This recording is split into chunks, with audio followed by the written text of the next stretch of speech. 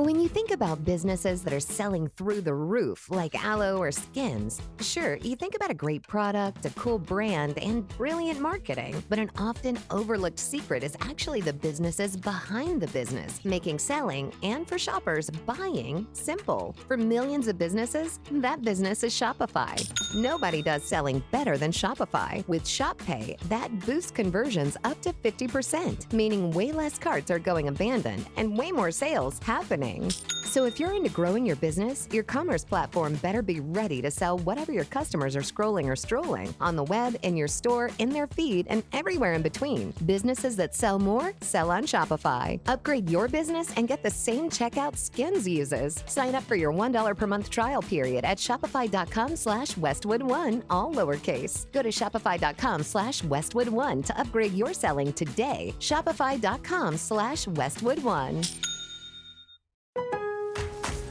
Lowe's knows to bring your vision to life, it's important to find the right color. That's why MyLowe's Rewards members get a free paint or exterior stain sample to test your look and find the perfect color to confidently refresh your space.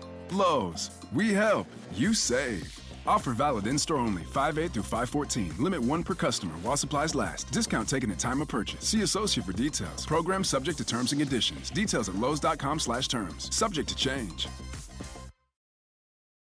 Welcome to the Covert Narcissism Podcast. I'm your host, Renee Swanson. I am not a therapist, and you are not a victim. Welcome back to the Covert Narcissism Podcast. Today, we are diving into a feeling that so many of us have carried. So many of the people that I've talked to, and I know I was definitely dealing with it in my world, and it is so easily misunderstood. This is that sinking, gnawing, and whispering feeling of guilt. But here's the thing. What if it's actually not guilt at all? What if it's something else? Something that was planted in you, not from your own wrongdoing, but from somebody else's script. I was recently talking with a client, and she's a kind, loving woman, a devoted mother and a devoted grandmother. And she lives with a man who explodes with rage or collapses into victimhood anytime she spends time with her adult children and her grandkids. Well, she spent one evening with them. It was actually a birthday dinner, and she came home to a storm of accusations. You clearly don't care about me. I'm always last on your list. I guess your real family is more important than I am. And how did she feel? She felt guilty. This is what she's sitting here expressing to me, because she did spend time with her family. She did prioritize her kids and her grandkids in that moment. It was, after all, their birthday. Never mind the fact that she had spent the previous 3 days with him. She had invited him to join her. And when he said that he didn't want to go, she prepared a good dinner for him, because he decided to stay home. She had kissed him on the way out the door and said, "Hey, see you soon." None of this mattered. She didn't see the pattern that he blew up every time she spent any time with her own family. She continued describing this as feeling guilty. But here's the question I asked her, and the question I want to ask you today. Did you actually do anything wrong? She hesitated, and with kind of a calm sadness in her voice, she said, "No." She had not done anything wrong. She had spent a few hours with her family. She hadn't lied, cheated, hurt, or neglected anyone. And yet she felt like she had committed a crime. Why? Because of the script that he was feeding her. Well, let's call this what it is. This isn't guilt. This is not true guilt. You see, this isn't the healthy guilt that motivates you to make things right when you have done something wrong. That's true guilt. No, this is false guilt. This is manipulated guilt, induced guilt, emotional coercion, whatever words resonate best with you. But it's a reaction to someone else's disapproval, not a reflection of wrongdoing. And here's the difference. Guilt says, I hurt someone and I want to make it right. False guilt says, someone is upset, so it must be my fault. That is different. And that is a huge difference. Now let's get into this internal dialogue. And some of this is going to sound familiar to you. He's mad again. I must have done something wrong. What did I do this time? Maybe I shouldn't have gone. Maybe I should have insisted that he come, even though he hates these birthday dinners. I don't want to ruin the peace, so I'll just cancel next time. Does any of that sound familiar to you? That's not guilt. That's fear. Fear of his anger, of his reaction, of the price you will pay for going. And if you've lived with a covert narcissist, you understand what I mean when I say there's a price to pay. And I know I say he a lot in my podcast because it's what I've lived, but she definitely applies too. I know there are many men who are living this as well. Now, this is not guilt, it's conditioning, and it's emotional control. You are trying to manage someone else's volatility by shrinking yourself. Now, let's talk about why this happens. Number one, we were taught that other people's feelings are our responsibility, especially if you were raised in a household where keeping the peace meant ignoring your needs. You were taught then that it's your job to take care of everybody else's feelings. Number two, we've learned that love means sacrifice. And you're not wrong, love does mean sacrifice. But we just keep sacrificing our time, our joy, our connection to others, our friends, our family, even our own kids. Number three, we're afraid of what happens when we don't comply.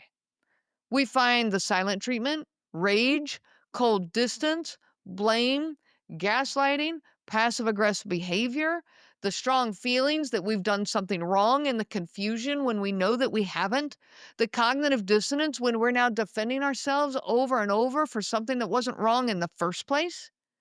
So we preemptively feel guilty. We call it guilt. But really, what we're feeling is afraid and coerced.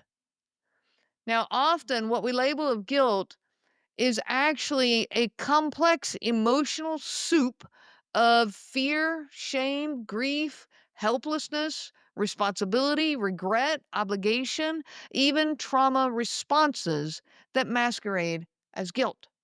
Because guilt is what we were taught to call it when something was painful, when somebody was upset, when something was broken, like a relationship. Guilt is what we were taught to call it. But it's not. It's this emotional soup of all of these other bad feelings. So here's what we're going to do. I encourage you to make a list of the things that you feel guilty for. Make a guilt list. You start by just writing them down. Okay, don't analyze them. Don't reflect on them. Just put down what your heart is feeling. And then we're going to go back through this list and you're going to ask yourself on each one, what did I do wrong here? Now let's talk through my guilt list. These are some of the ones that I had put on that list when I was going through this exercise. I felt guilty that. And how do you finish that sentence? He didn't have a good relationship with his boys, and I did. He didn't have hobbies, and I did. He didn't have friends, and I did. He didn't participate in life, and I did. He wasn't motivated, and I was. He didn't exercise, and I did. He didn't spend time with our boys, and I did. I felt guilty that my boys didn't have a good relationship with their dad, that my boys were raised in a toxic environment, that their childhood was full of pain and abuse, that I didn't know how to help them, that I couldn't make the environment better no matter how hard I tried. Now, this is a list full of heartbreak, responsibility, obligation, and so much misplaced guilt, which, to be clear, is incredibly common among survivors who were trained to overfunction in an underfunctioning relationship.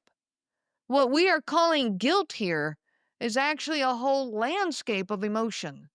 And it's time to untangle these emotions because not everything that we feel is guilt. Not everything that we feel is a moral feeling that we've done something wrong, like a moral failing.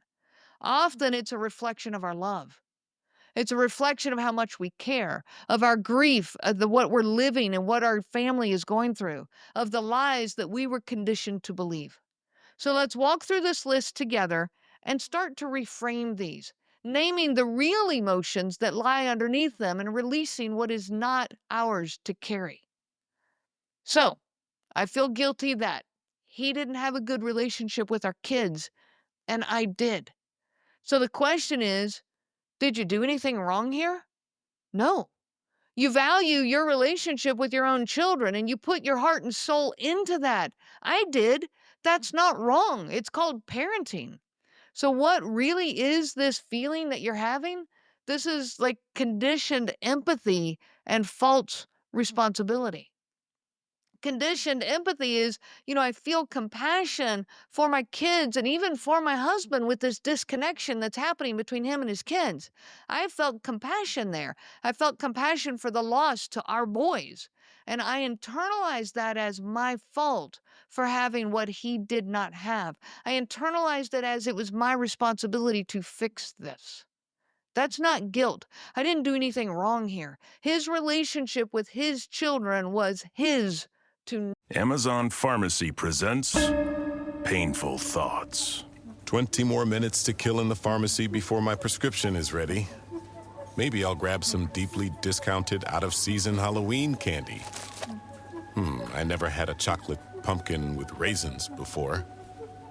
Those were raisins, right? Next time, use Amazon Pharmacy. We deliver. And no, those were not raisins. Amazon Pharmacy. Healthcare just got less painful. Oh, I've got too many bills. If you need funds, you can apply in minutes at cashnetusa.com and have the money in your account as soon as the same business day. Okay, got it. Applying now. They've been helping hardworking people cover emergency expenses since 2004. Hey, look, I got it. You've got this. When you need money fast, be the hero. All loans subject to lender approval. Speed of funding is subject to verifications and your bank's processing times. See cashnetusa.com for more details. Nurture, not mine. My relationship with them was not a betrayal. It was actually a lifeline for them. What about he didn't spend time with the kids and I did? What really is this emotion that I'm calling guilt? It's protective heartbreak. It's trauma bond confusion. You see, I tried to cover for him. I tried to fill in the gaps. I tried to, make up for the missed time that he had. And when he didn't show up, I blamed myself for being the only one that did. It's protective heartbreak because I don't want my boys to experience the loss that was there when their dad was not present to them. And so it was protection. It was care over them, not guilt. So I want to reframe this as I showed up for them because I love them, not because he couldn't or wouldn't. My relationship with my boys was about me and my kids. His absence is on him, not me. Now, what about all the different ways that they don't show up for life and you do? They don't have a hobby and you do. They don't have friends and you do. They don't participate in family events and you do. They don't exercise and you do. They're not motivated and you are. So what is this? Is this guilt that you're feeling? It's actually called survivor's guilt. This is this internalized shame for thriving. This is years of being conditioned to downplay your joy, your success, your peace, your happiness in order to protect someone else's lack of. It's a feeling that you should dim your light so that they don't feel small. I can relate with that. I absolutely went through that. Times where I thought, okay, I have to make myself less than just so I don't overshadow him, so that I don't, make him uncomfortable, so that he can thrive. And so I make myself smaller trying to push him up. But you got to reframe this. I am not responsible for anyone else's lack of initiative, joy, or connection. I didn't take anything from him. I simply refused to stop living, to stop thriving. I want to live. I want to thrive. I want to embrace life. And if you're not going to do that, that's on you. Now let's shift to my kids and to your kids. Are you feeling guilty that your kids don't have a good relationship with this parent in their life? Is that guilt? I think what it really is grief and powerlessness. Yeah, it's grief. I was very sad that that relationship was so broken. I wanted so badly to facilitate that relationship, to help it to grow. But you cannot create connection where someone else refuses to engage. It still hurts that they've lost something that they do deserve to have, meaning your kids, they do deserve to have this. And it's grief that they don't have it. Yes, it's sad, but it's not your fault. So reframe that as their relationship with their dad or their mom is broken by that parent's choices, not mine. I have given my kids presence, love, and consistency. I do mourn what they miss, but I didn't cause it. What about that your kids are raised in a toxic environment, that their childhood is painful and abusive? I know that pain. I know it firsthand. And I carried a lot of guilt for that for a long time until I really realized that it wasn't guilt I was carrying because, again, I did not cause this. This isn't on me. I did nothing wrong here. What this really is grief, mourning of the wounds that I couldn't prevent. This is a broken heart for what your children have lived through, and that you were surviving in it as well. So reframe that. I was doing everything I could inside an abusive system. Now, let me take a minute here and say, no, I wasn't perfect. I do know there are things I did that I could have done better. And even at the time, I took ownership of that. And I absolutely will stand here and take ownership of that today. I did things I could have done better, yes. But I did not raise them in this toxic environment by choice. It wasn't me that created this toxic environment. I endured it right alongside of them. It's not guilt that you're feeling here. It's grief. The last one I want to address is that I didn't know how to help them, that I couldn't make the environment better for them no matter how hard I tried. So what is this? It's not guilt. It's hyper responsibility. It's trauma bonding. It's the impossible task of trying to fix a house that someone else keeps setting on fire. You were fighting the environment with all you had and blaming yourself for not having a fireproof body. So let's reframe this. I was not the cause of the chaos. I was the one trying to survive and shield them. I did not fail them. I was fighting battles that I didn't choose, and so were they. Again, this is not guilt. This is hyperactive responsibility, that hyper responsibility of taking the roles on, taking the responsibility for something someone else is doing and someone else is causing. And then when you fail, you're calling that guilt because you failed at something you took responsibility for, but that wasn't a responsibility that was yours to carry in the first place. Guilt is appropriate when you've done something wrong. But what you're calling guilt in these relationships is often grief. It's actually love and compassion. It's sorrow. It's a trauma-warped sense of duty, taking responsibility on that's not yours to carry. You didn't fail your family. You were the one holding the pieces together while someone else was shattering them.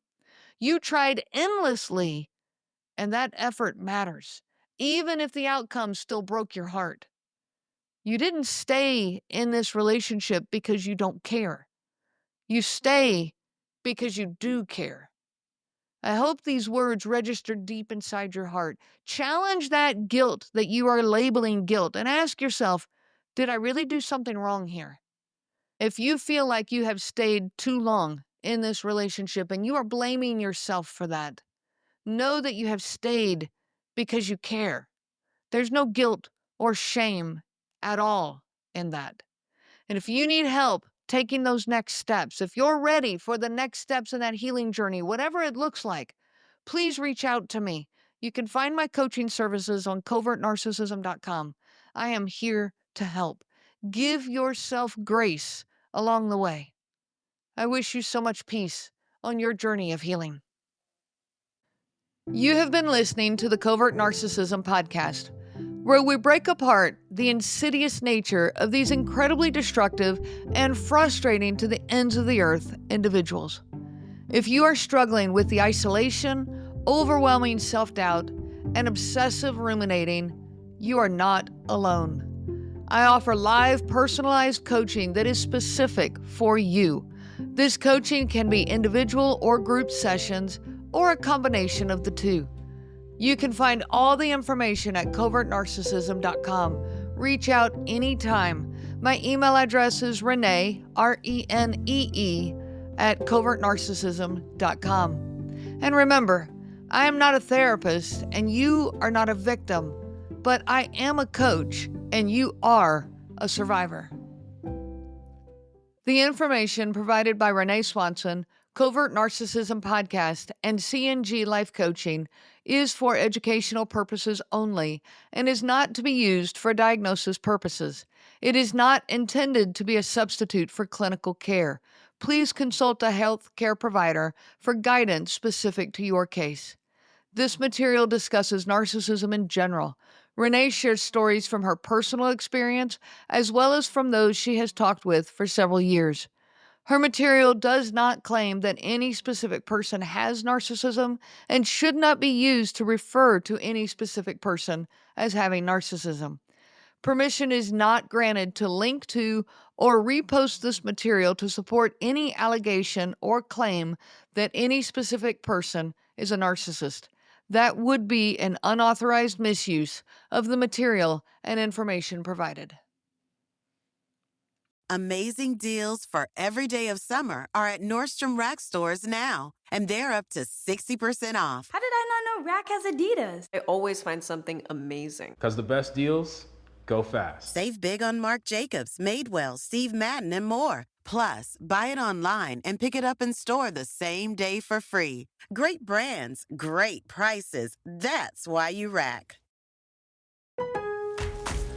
Member Week is here at Lowe's. Don't miss your chance to get up to 40% off hundreds of items like paint, stain, tools, flooring, and more.